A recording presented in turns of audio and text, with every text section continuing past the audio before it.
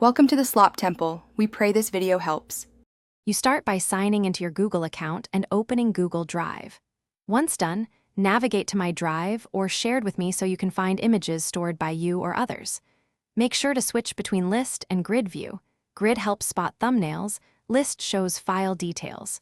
Now locate the folder or recent files, filter to surface pictures quickly. You will act on visible files immediately, so confirm you're in the correct account to avoid deleting another profile's images.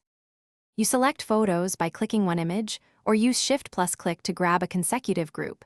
Control or CMD plus click picks non-consecutive items.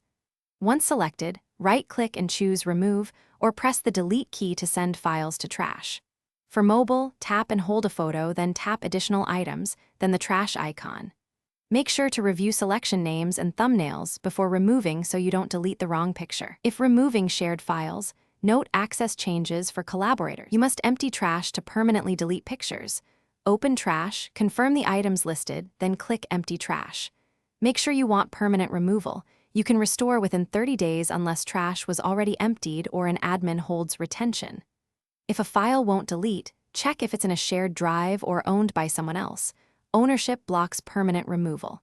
If images seem missing, verify account, search filters. And Google Photos sometimes duplicates live outside drive. If problems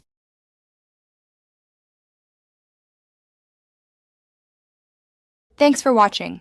Consider subscribing if we helped you.